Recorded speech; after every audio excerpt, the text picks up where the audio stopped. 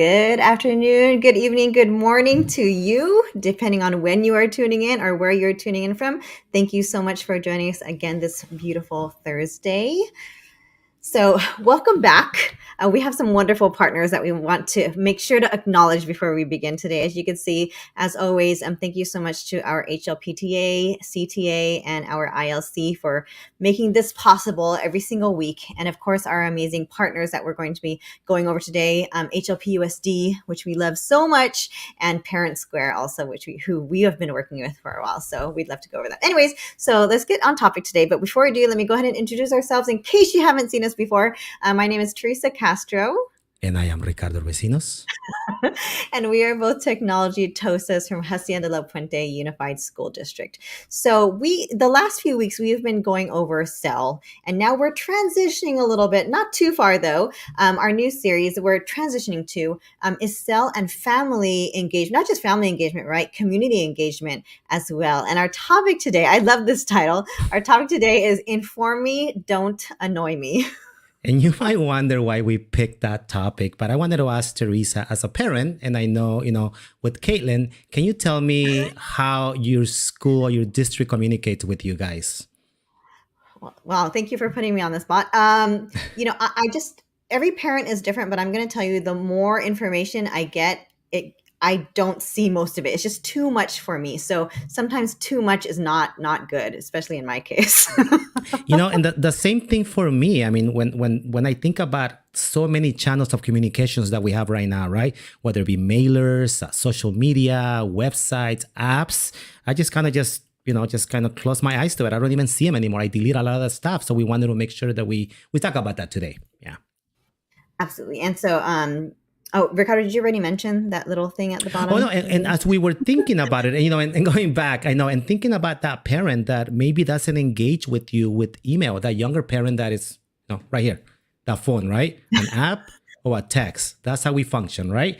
But yes, I did want to mention that, during the pandemic and even now, right? Many districts and schools were struggling to engage 100% of their families, right? Especially the hardest to reach parents and guardians, what we call that persistent 10%. We're going to talk about how our district is doing things to reach those people or those parents. And hopefully you can get ideas too for your district as well. Because I know we have all different tools, but I think all the information we get today will be helpful no matter what we use.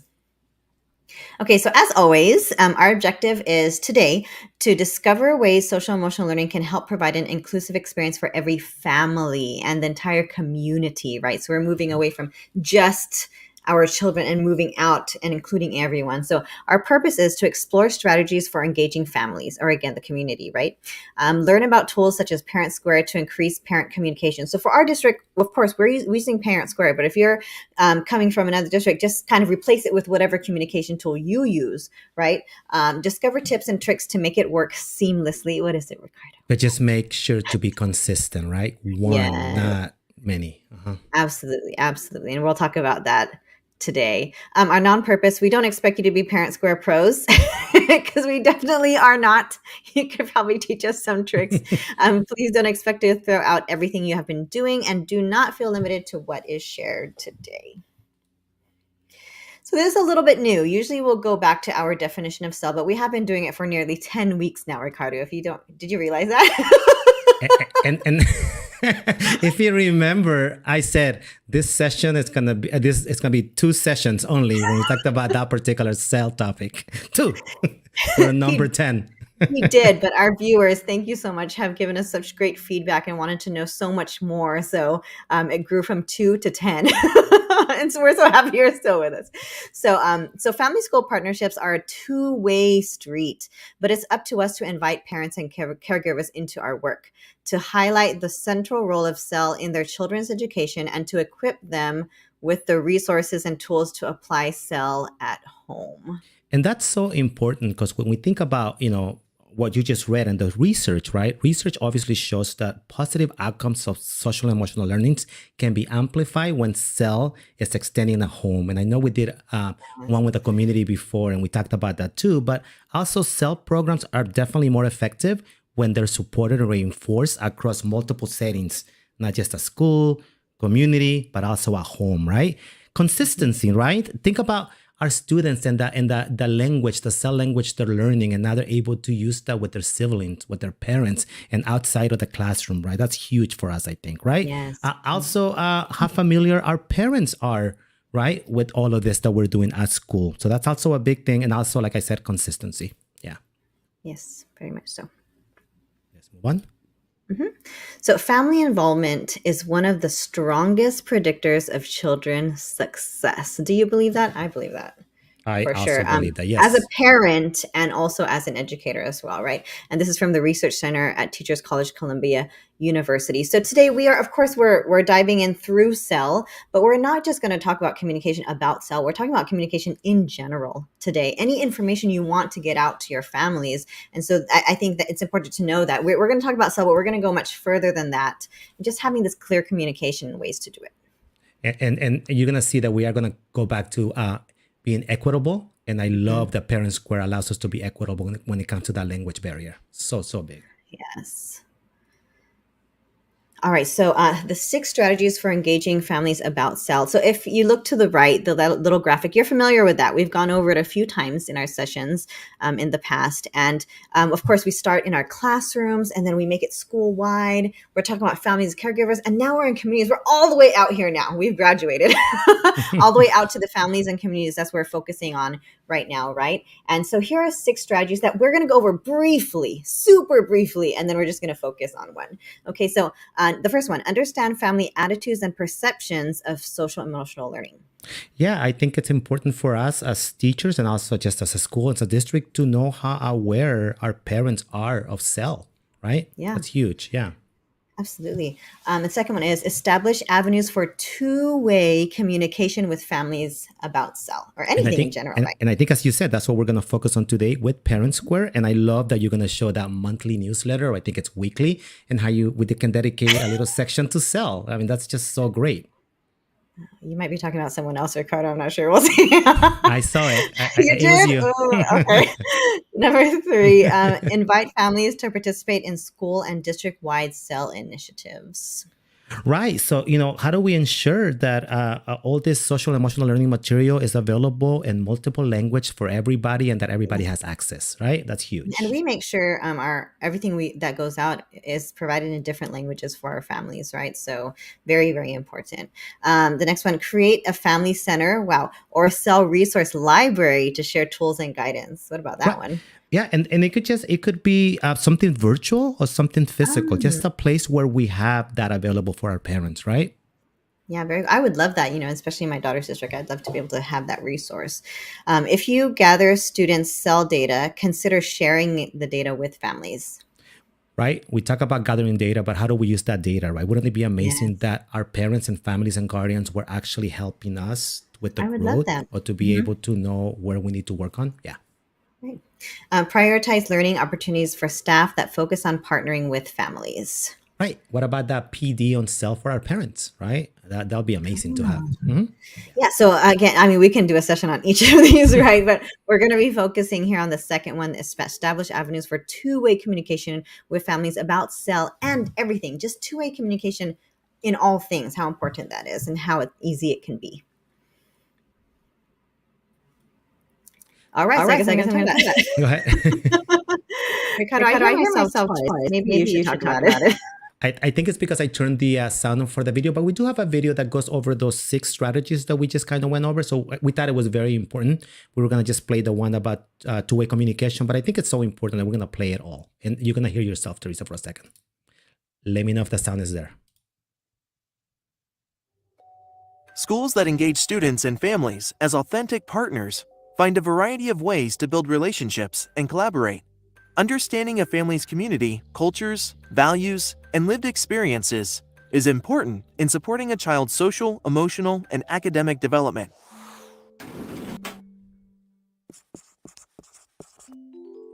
Parents and families are our children's first teachers, and they know more about these children than our teachers will. So making sure that we have relationships that allow us to communicate and learn from each other and really better understand who our kids are, not just when they're in our classroom, but who they are in their lives, is really important part of developing a relationship, not just with the parent, but better understanding the student themselves.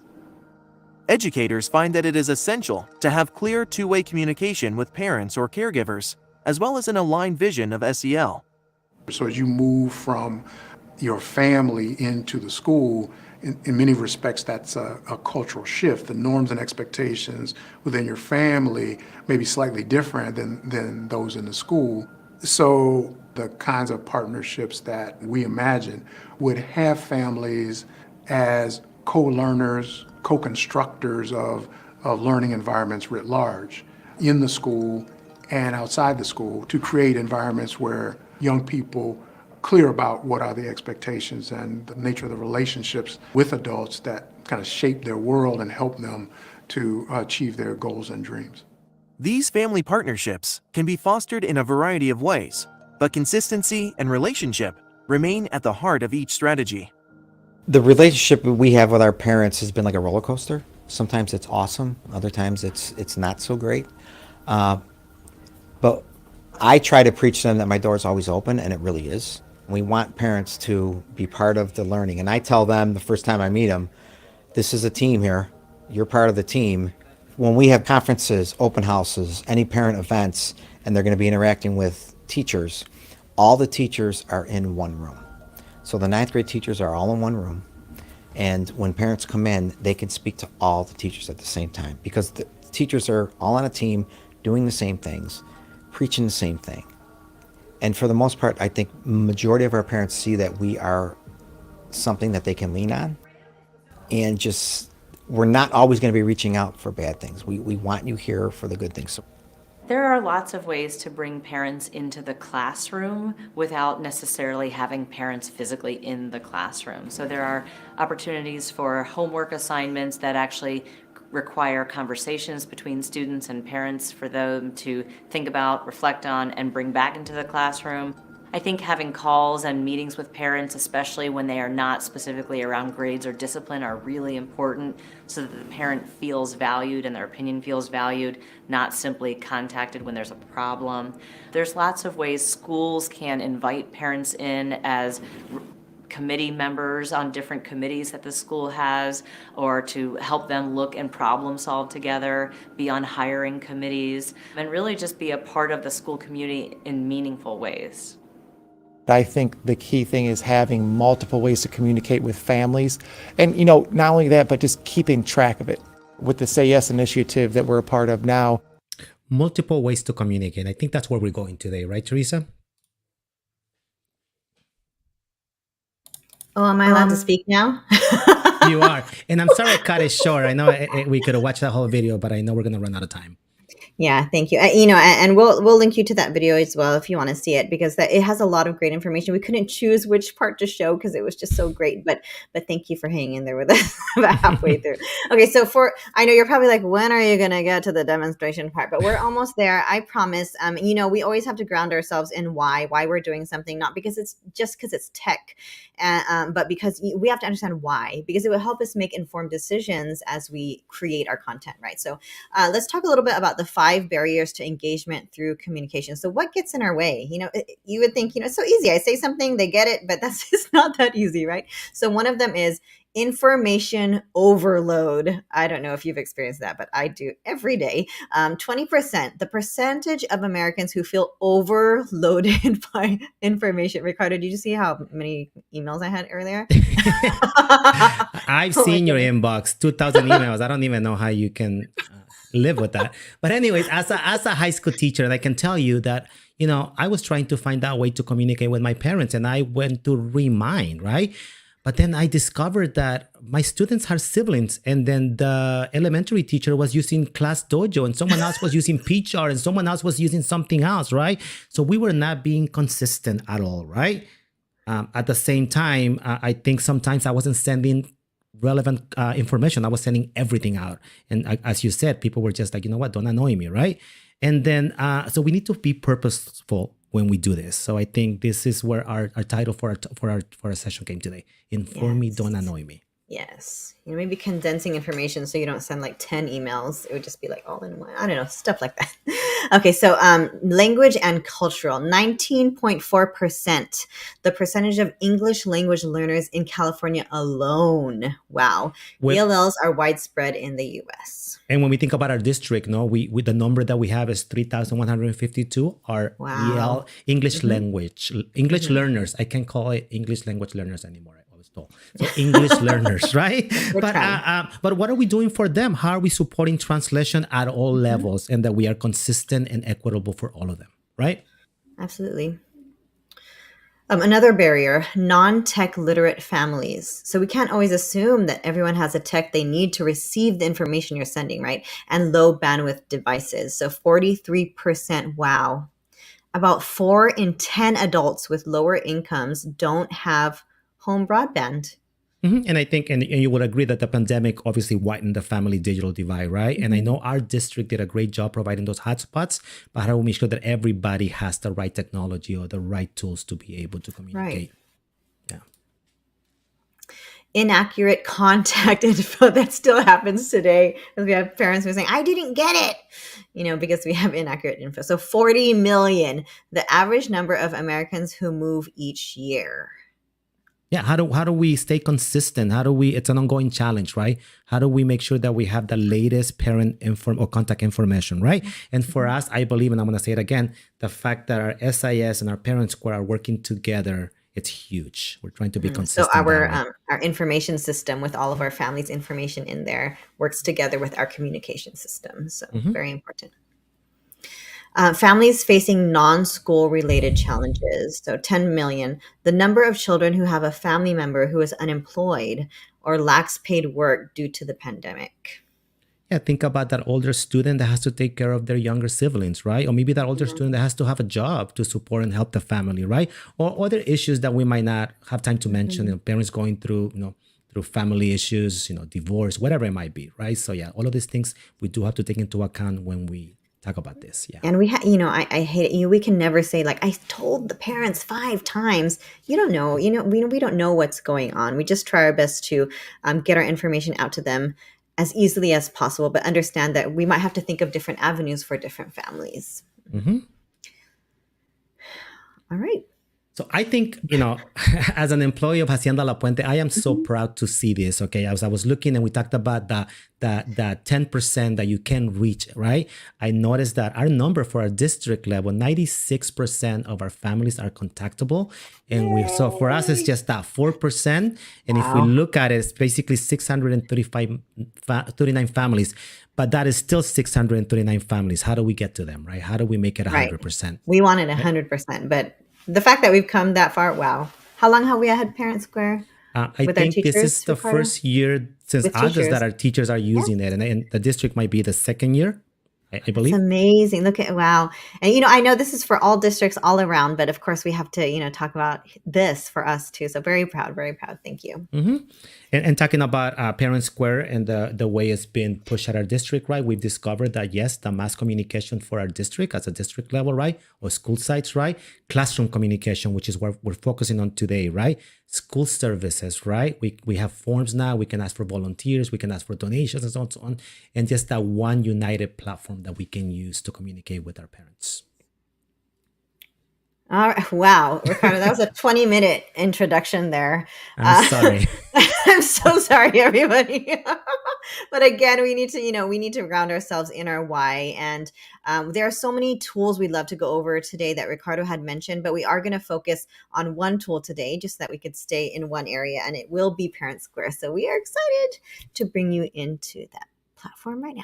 So again, it depends on how your district has set up their ParentSquare. We try to make it as easy as possible for our district. So ClassLink, it's our launchpad that all of our students and teachers use to access all of our publishers' sites, all of our apps, and so on and so on. So if you notice, I'm in here as a teacher.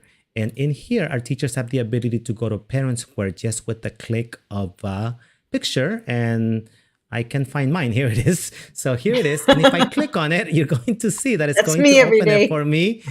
And it's going to automatically log me in, which is great to see. Okay. So it's automatically logged in. So it's easy for our teachers to do it. And then we don't have, oh, and I'm in her class right now. Okay, so I was thinking I was using someone else's, but I'm using this one right now. But we'll go over it really, really quick, okay? And then thank you to the teacher that allowed us to use their account today. But Thank you.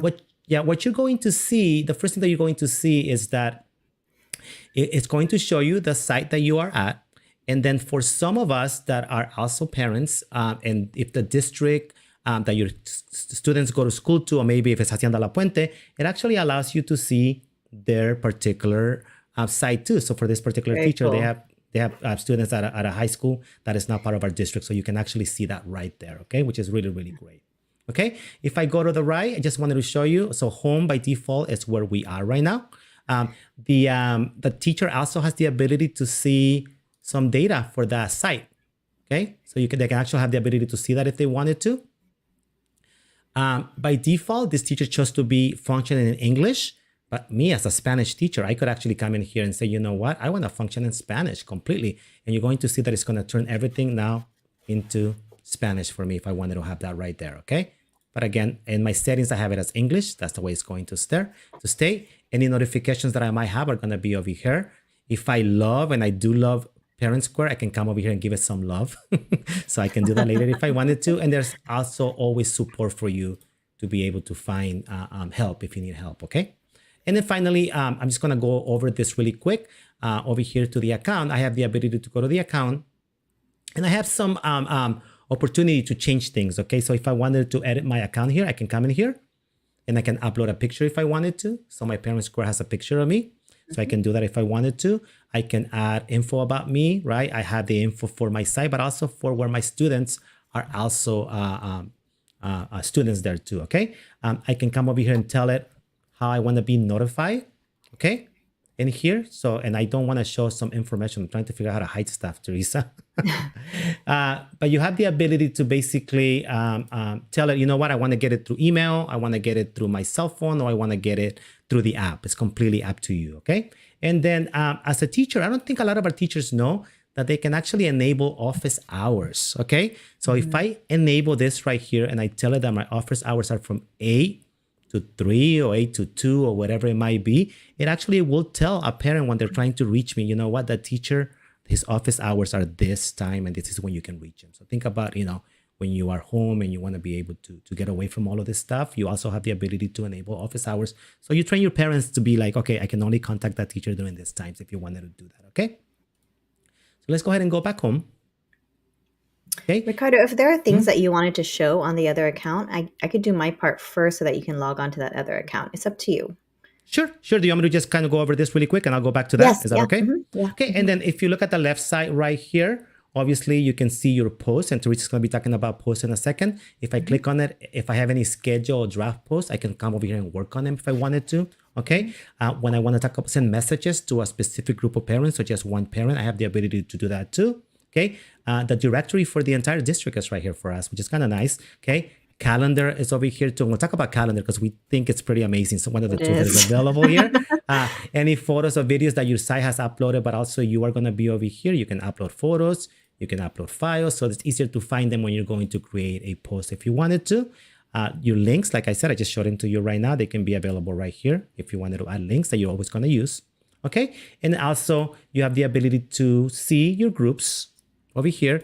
And then you can create your own groups. Hopefully Teresa shows you how to do that, but we have the ability to do that, okay? But we are going to start today and we're going to focus on how to create a post. And Teresa's going to talk about that. So I'm going to go ahead and share Teresa's screen. Okay, let me move us out of the way.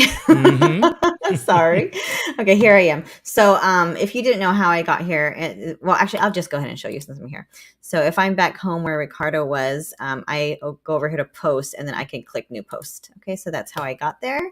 And so here I am creating a post. And as I'm doing this, I'm sure Ricardo's trying to pull up something else that you're going to be amazed with in just a moment. Okay, so Ricardo, if I missed something here, please let me know. I'm just going to keep it simple today.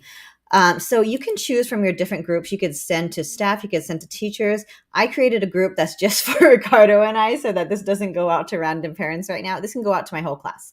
Okay, so you can choose who it goes to. It doesn't always have to go to every person in your class or every parent. So I'm just going to choose tech because this is the group that Ricardo and I are in.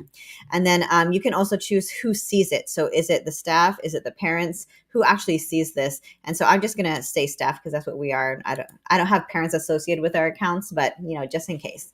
All right, so I'm just going to make a pretend one right now. What's a good thing right now? Maybe open house is coming. I'm making this up, by the way. Okay, so it's very simple to use, and you have your content editor right here. So you could say, welcome. Oh no, please join us for open. Oops, I might want to spell it correctly. House. And these usual things, but we're not going to assume. So I could highlight, I can make it bold, I can italicize, underline.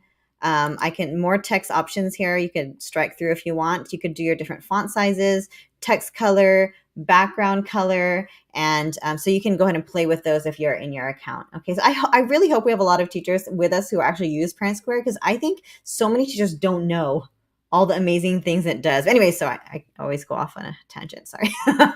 And just like usual, what you're familiar with your docs, whether it's Google, Word, whatever it is, you can choose different alignments. It can be to the left, which is what I have it right now. You can increase your indent if you are indenting. Your ordered list, so you can use numbers, you can use alpha, you can use Greek, you can Roman. It could be letters instead, instead of numbers. So it's up to you. Or if you don't want any of those, you just use your bullets, right? So you could have a circle bullet if you wanted. You could have your disc, which is just a filled in circle, your square, anything like that if you wanted bullets, right? Or you could turn it off. You also have your emoticons. Is that what we call? That's what we call it here. And you can scroll through them if you want to use them. And a great thing is that you can also add a picture. So if I wanted to add an image, I could drop an image here or find one on my computer, or I could do it by link as well. And if it's a link that if it's an image you're allowed to use, you can't just steal any image from the internet, right? We have copyright issues. But if it's an image that you can use, and you can put the link here and it will put it in. But I'm just going to grab one from my computer real quick just to show you.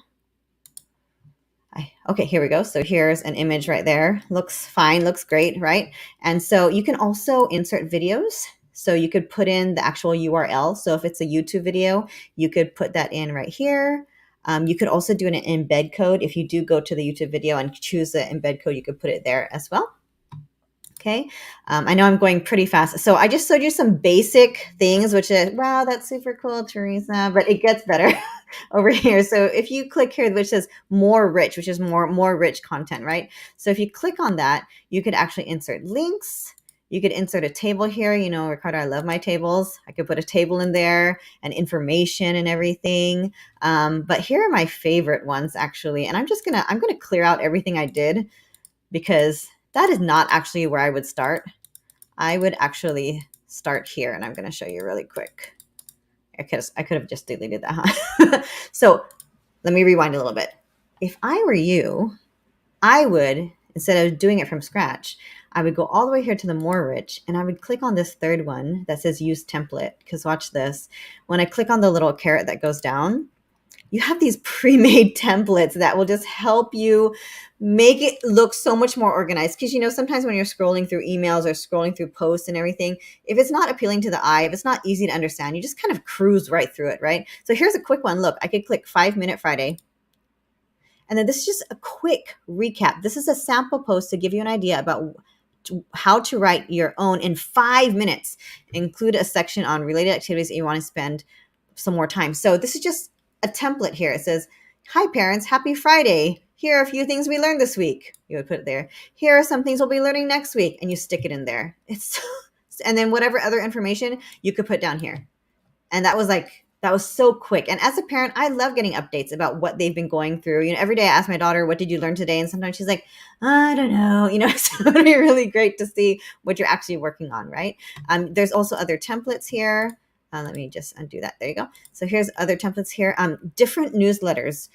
You could do no sidebar, right sidebar, bordered. I know Ricardo would probably do a sidebar.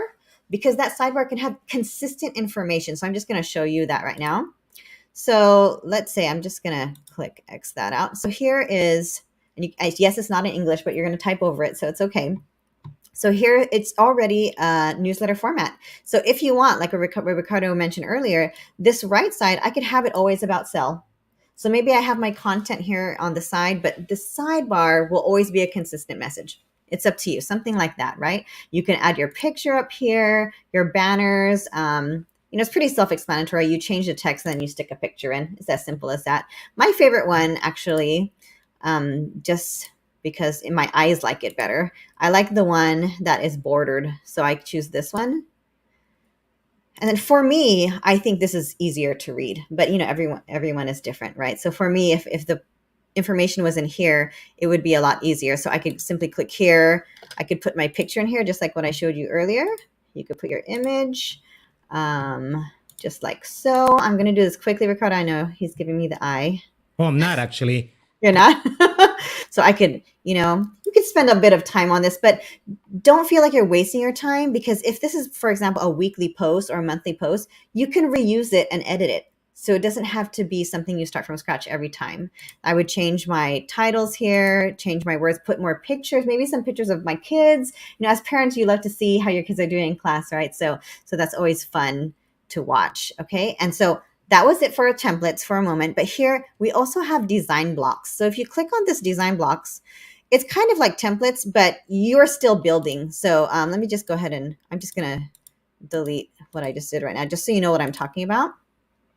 So with design blocks, you can actually choose. So let's say I wanted to, I want an, let's say image, text, image left. So I can click on that. And so now it's simple as that. Look how great it looks. And I don't have to do more formatting. I just change the words and I can stick my image in here. It's very simple. So, and I could choose different ones. I could choose another one just like this. And so I'm making my own newsletter, but maybe I want to make it a little bit more tailored to what I want. Okay. And you already noticed me using the back button over and over and over, just to demonstrate a few things. And if you are, you want to do your embedding, you could put the code here as well.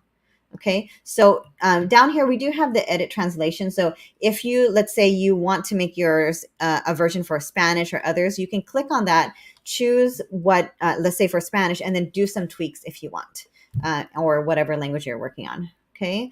Over here on the right, notification options. So maybe you want to, maybe you're working on it like at midnight, which you shouldn't be, but sometimes teachers do that.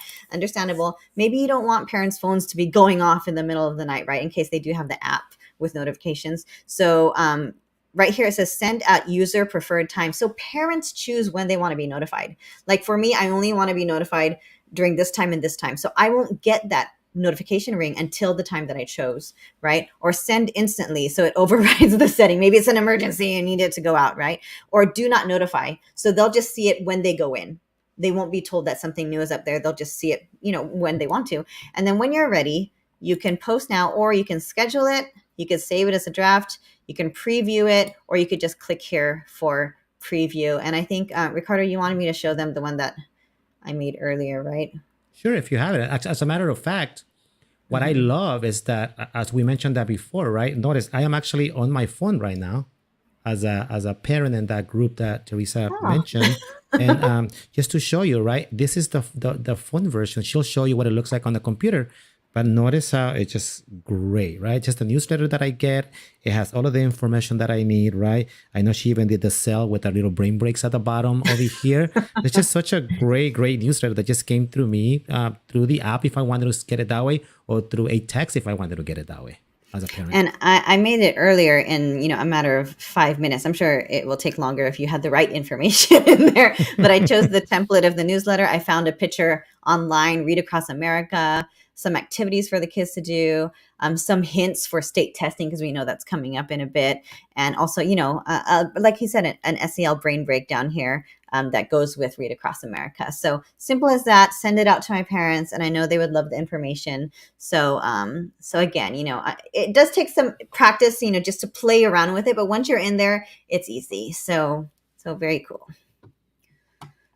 I think that was it, Ricardo, for Yeah, my something postcard. that I love, and I think hopefully you can show that, is the way you were able to update and to send the update with this. So think about, maybe you have that same template for the whole year and you just keep adding stuff to it, and it's basically you keep updating it and sending the update, right? Maybe I changed some here. Don't forget to sleep early because state testing, right? And then so let's say I already sent it out and I was like, oh, I forgot something I wanted to say. So I can go ahead and do that. And at the top, I can save this. And when I save it, I hope it does it. I'm not sure.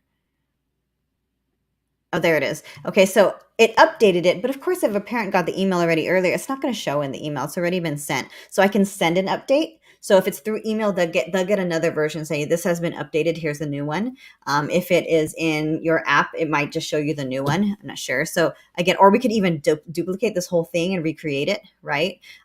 So many options here. And when you see it as a parent, I think Ricardo showed you earlier, it at the very bottom, it says, do you want to leave a comment? And it's so easy. The parents don't have to go anywhere. They just click on the button and like, thank you for sharing that with us. Or is that the right date? I thought it was on this date, and so you'll see the comments come in here and then you can interact with them. So like we said, two-way communication. This is not just a spitting out communication to our families. They're able to easily return comments so that we can go back and forth. Okay. Anything else I missed there, Ricardo? No, I think that was it, right? I think so. Yes. Yes. Okay. So when I started, I used the account that Teresa was going to use. That was an elementary account. This is my intention was to use a high school. So I wanted you to be able to see that for that particular account, Teresa had one class. But if you're a high school teacher, you'll be able to have all of your classes in here. Wow. And you'll be able to, if you wanted to send a post to more than one, you could, or just a particular one that you wanted to send it to. Okay, so you could do that. Okay. In addition to having posts, though, as Teresa showed you, you also have the ability over here to come to the drop down arrow, and you also can create new polls if you wanted to, and also appointment sign up. So think about parent conferences, right? So let's start with that one today, so I can show you that one really quick. Okay, so let's go ahead and click on it. And I'm going to start it, and I'm going to say that my parent conference is going to take place. Let's go ahead and pick, I don't know, the 21st, and then let's add another day, the 22nd, and let's add one more day, the 23rd. Okay, sorry, let me remove that one. I should have put it over here, and then the 23rd. Okay, and I can tell you, you know what? My parent conference are gonna go from 12:30 to, let's say that we're gonna do it to, let's do it to 5. Why not? Okay, just PM. I know, long time, right? Okay, and then, but I know I want to have like maybe like a 30-minute break in between there. Okay, or maybe I want to have like an hour break in between. I can actually come in here and say a recess in here, and I want that to be between, I don't know, what do you think, Teresa? Maybe 1:30. This is not in between every session, right? This is No, between this will be one big break because you might need big one break. big break. Yeah, think about maybe you're using this for I don't know, the entire day, right? So I'm trying to fix this. Let me fix it again. I think like 2:30 because it starts at 12:30. So maybe around 2:30. Yeah, let's do 2 to maybe like 2:30, like you said, right? Yeah, I think so. So just putting in that big break you might need, not just the little breaks in between, right? Yeah, So, it's not doing it for me. Sorry, I'm being, here it goes. There So you go. 2:30, it should be says PM. AM, that's why. Yeah, sorry, right? So it's going to block that time for me, okay? But you also can tell it, okay, I want it to be 20 minutes. Okay, the appointments are going to be 20 minutes, but I do want maybe like a 3-minute break between the appointments, which is different from the 3 recess minutes? that you put right there. Okay, maybe I'll do 5 minutes. Okay. If you've ever been in parent conference at a high school when the student is actually showing you really? 5 minutes, next, you got to move on. It's different in elementary, Okay, right? Where, so I'd be let's like, do how do you switch? Sorry. let's do a 3-minute for now, okay? And over here, I can be very intentional. I can say, you know what, hide the name so no one can see the names but the teacher, okay? And then at the same time, I can limit one appointment per user across the time slots, right? So just one. can't sign up for like 4. You can sign up for more than one, right? So this looks good to me. So again, I don't want to confuse you. Recess will be maybe that lunch break that you want to take if it's a long range of appointment time, right? And then the break between will be the little break between the appointments. I'm going to go next. Okay. Notice that it's going to show it for me Monday, Tuesday, and Wednesday, right? And here I can come and say, you know what? No, my daughter has softball on Tuesday, so I can't be available from 4:25 to 4:45. So I'm gonna delete that one, and from 4:48 to 5:08. So let me delete that one too. Okay. I can change the name. So parent conference. Okay. Okay, I already set up the one slot per one person per slot time, and then it looks good. So I'm okay with this. So I'm going to go ahead and go next. Okay, and now it's going to tell me, okay, it's ready. So let's go ahead and send it to someone, right? Again, the notification options that Teresa talked about are on this side, but I can say, you know what? Yes, I'm going to send it to this particular group. So maybe it was my second period that I want to send it to, but let's send it to my TechTosa delete so no students get freaked out when this gets created, right? I can write something in here like Teresa showed you. If I wanted to add a picture, I could, right? But I'm just going to go ahead and set it up, okay? And then everything is set up, okay? It looks good.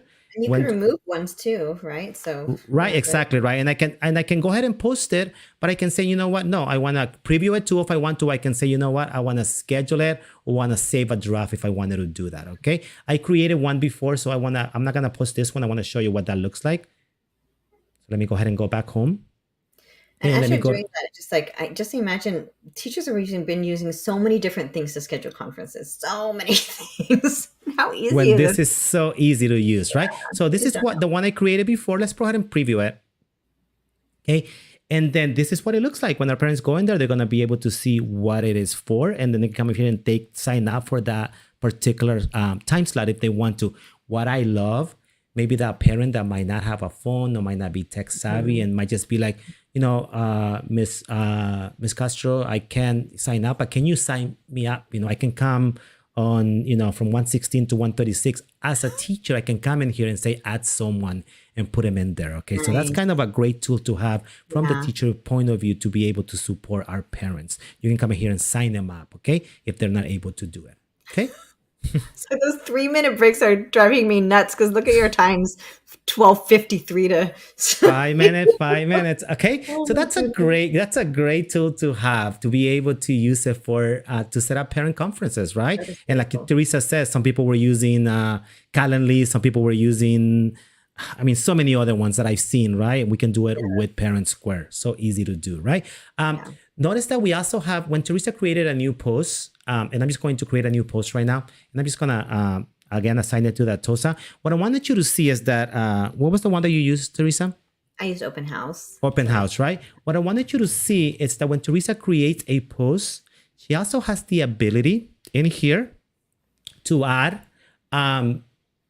it's right here, to add different, to ask for items, to request volunteers, and so on and so on. So it's pretty cool how you can do this. Okay, so if I wanted to maybe ask for items, okay, as an add-on, I can just come and click over here, and it opens this new space where I can say, you know what, I need people to bring water, and so on and so on. So maybe water, right?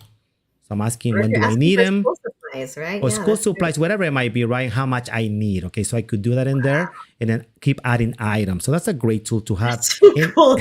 In addition to that, maybe I'm having that field trip, right? When we get back to the ability to have field trips, and I want to take some parents as chaperones, I can ask for volunteers if I wanted to do that, okay? Or you can use it in different ways, but I can come over here and say, you know what? I need volunteers for our field trip, okay? Chaperone, okay? And I'm going to need them from, 9 to whatever time it might be in this case, right? Maybe it'll be 5 p.m., right?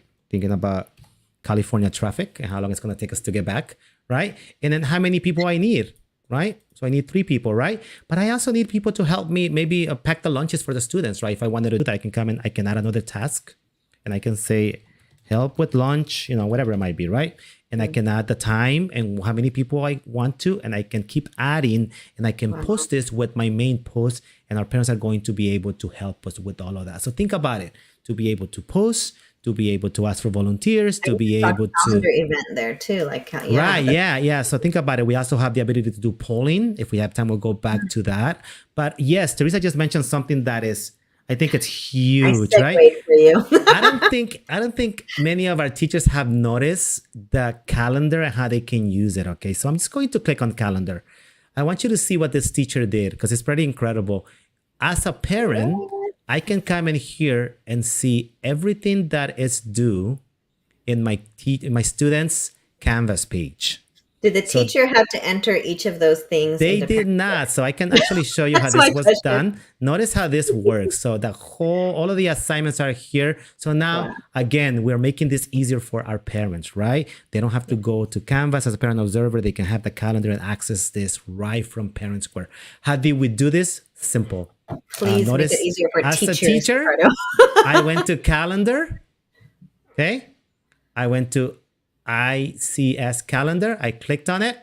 Okay. I'm going to tell it that I want to put my calendar for my second period. Okay. What is the calendar location? All I did was, and this is easy. Okay. I went to my Canvas class. Okay. I picked the class that I wanted to do. I went to the bottom. I said, give me the calendar feed. I'm going to have to watch this on replay. Okay, I Ricardo. copy this. Okay. I went back. I threw it in here and I submit it, and my Canvas calendar now appear inside of ParentSquare. That looks like a lot of steps, but totally worth it. Look at, and wait, hold on. Does the teacher have to come back in here and add assignments? No, so from now on, anytime the teacher adds an assignment or something in Canvas, it's going to appear right in here in ParentSquare. So what if I'm a district that uses ParentSquare, but I don't have Canvas? Can I use other? So yes, if you use Google Calendar, you can integrate a Google Calendar. Over here, I could have, as a teacher, maybe I'm a coach, right?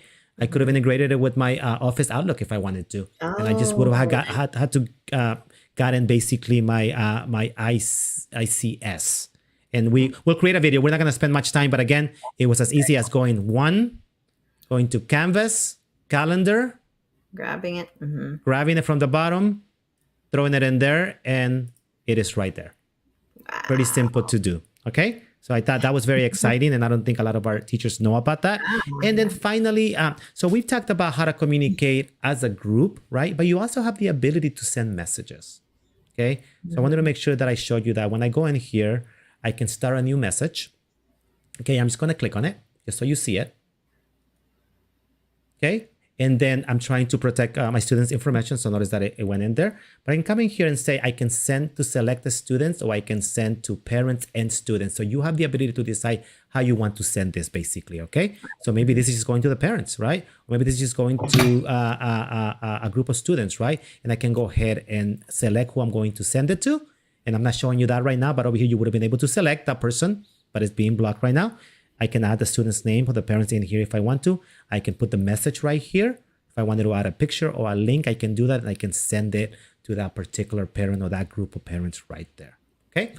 I know I had a teacher at an elementary that said, well, you know what? I only want to send my post, not the message, which we know how to do the message. We can select people individually, or, select 3 or 4. But they said, I want to be able to send it just to a group of people, right? So you do have the ability to go to participate in here, go to groups, and you have the ability to create your own group. So maybe you have, I don't know, maybe you have English language learner parent group, right? Or IB student, right? Or AP or whatever, right? So now when you create those groups, and you notice that I have some groups in here, when I go back to home and I create a post, I have the ability to select that particular group purpose, right? To who I want to send it to. So I think it's such a great tool. And Sandra loves that feature as a parent, to be able to see it. So Sandra, thank that's you what I thought too as a parent. I was like, oh, I wish because in my daughter's school, they also have ParentSquare, but they don't have Canvas. So that's why I had to ask him, like, doesn't work with other things. Right. So I mean, what a great tool, right? We have the calendar, right? We have the appointment sign up in here. We have the ability to send that newsletter, right? And we can focus on SEL if we wanted to. We have the ability to message people if we want to. We have the ability to create groups, and so on and so on. So that's just a very quick overview of ParentSquare. I know we can spend hours with it, but we wanted to make sure that you were aware that all of these tools are together in one app, okay? And, I did want to show one more thing, Teresa, if we have the chance. Hopefully we do.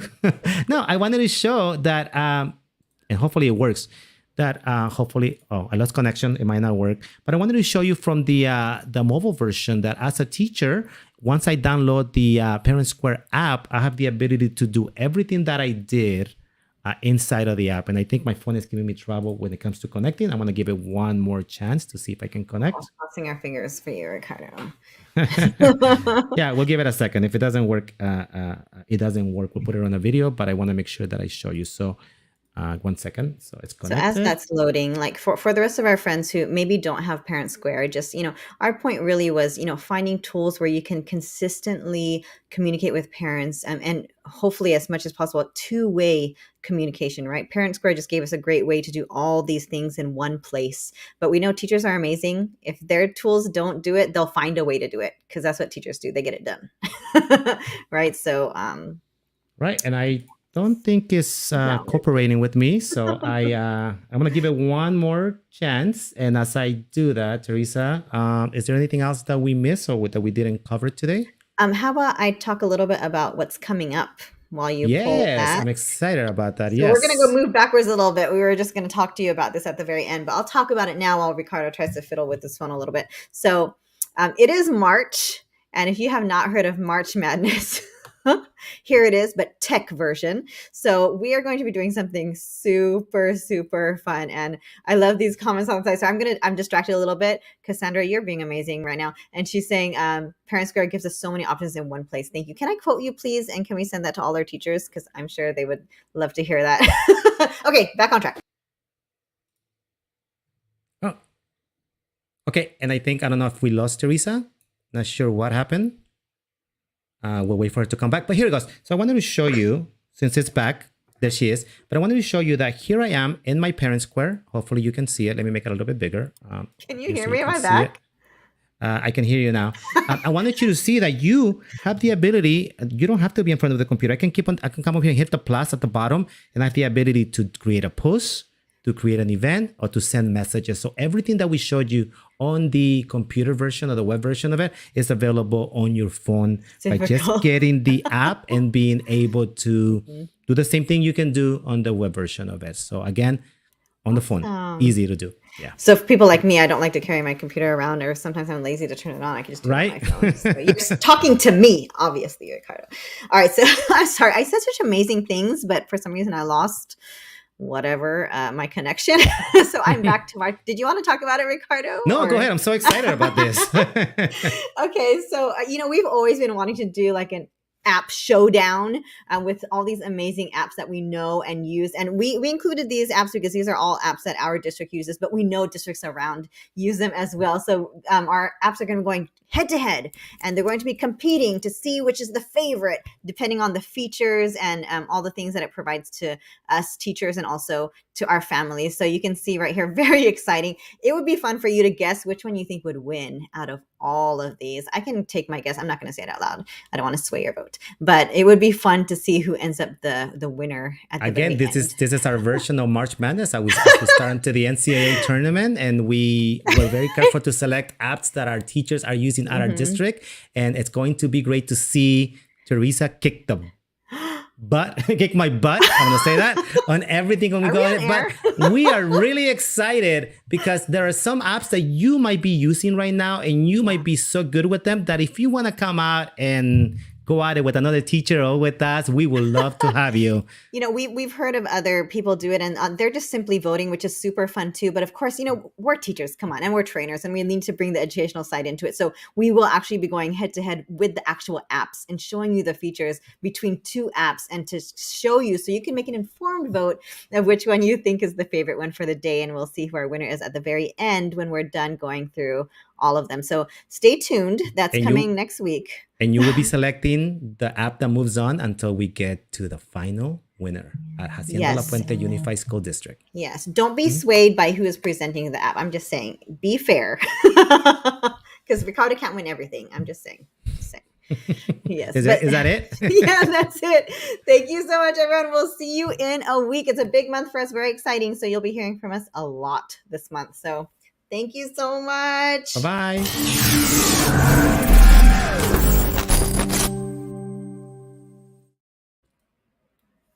Hold on.